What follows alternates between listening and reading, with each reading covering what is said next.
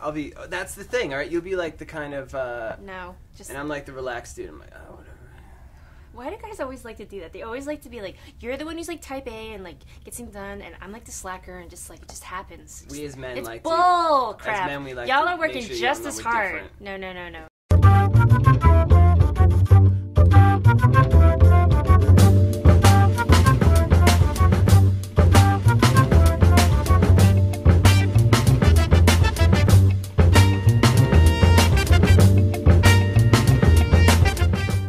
Book is Harvey Pekar's Cleveland. It's so far as I know, it's the last Harvey Pekar book we're ever going to see. Harvey unfortunately passed away, I believe, in 2010. He did a lot of work. As a full disclosure, Natalie and I know a lot of the people who were involved behind the scenes bringing this book. And we love them. A lot. So we just want to say we do know some of the people here, so just worth mentioning. Take this with a grain of salt. Yeah, I would say that, the first 20 pages? It's like a Wikipedia of Cleveland. Yeah. And there was just, like, I guess it's a good point to mention the art. Joseph Remnant does the art. Dude, beautiful awesome. Artwork. Wonderful. He's kind of like a little bit more polished R. Crumb. He's got, like, I mean, wonderful style. There's not a single panel in this book that is not incredibly lovingly rendered. It's true. I don't think there's a single shot of, like, just a head with no background. That's a great description. It is drawn with love and care and, like...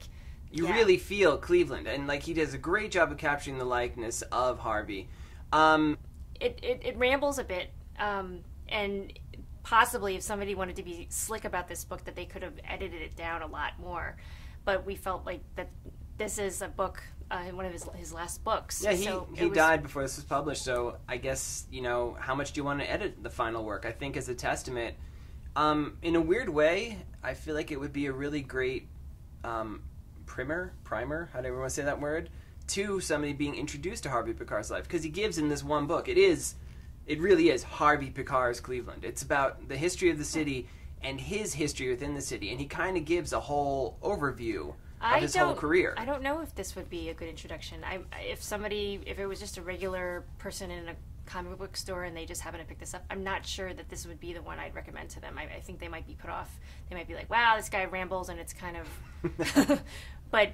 if you're a diehard fan or you're aware of his work, it's definitely something that you wouldn't want to miss. Okay, so we were saying the beginning might be slightly slow, but then it picks up the pace, and he gets really into personal stuff, which is not uncharacteristic of his work. Yeah. But this is kind of like, I think he's very aware that the end is near, and he just wants to share his life and also the reasons why he did things. On the surface, this kind of grumpy... Yeah. Cranky guy, but he has a lot of self-awareness, and the way he kind of relates these events, both from the history of Cleveland, which, like we said, that's maybe a little bit drier, a little bit Wikipedia, but the way his life ties into it, it was very refreshing, and it filled me with a little bit of hope. And he briefly mentions Letterman, like his appearance on there, right? Doesn't he? He does. Yeah, he had done, of course. And like why he was so like outrageous, and it's because he just wanted there to be like a different face of someone in comics, and that's kind of like very self-aware and kind of like stick it to the man. I would say Harvey Pekar is probably, except for maybe R. Crumb, the most famous independent cartoonist, if not, and after like Stan Lee, probably one of the most famous people in comics, period. So, for better or for worse, he is defining the industry. So, Harvey Pekar's Cleveland, it was great. I definitely recommend it. Yeah, I definitely recommend it. I believe that people who are crazy about Harvey Pekar would really enjoy this book. I mean, it's just, it's a last hurrah, and it's very appropriate. It's loving. The book starts with the fade in to Cleveland with Harvey talking and walking, and it ends the same way.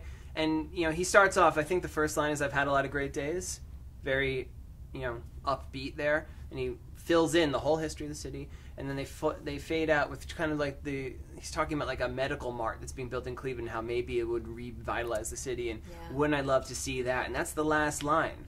And then you kind of pull out from Harvey, and you see like these, once again, beautifully rendered skyscrapers and skyline of Cleveland as it's snowing, and then that's it. And you kind of close it, and you're like, oh, that's it. That's the last Harvey Pekar book we're going to see. And it's like, all in all, I think we totally love this book. It's slow start, but it actually simmers into something really special. And the slow start makes sense. He gives the history, which nobody, come on, we have never been to Cleveland.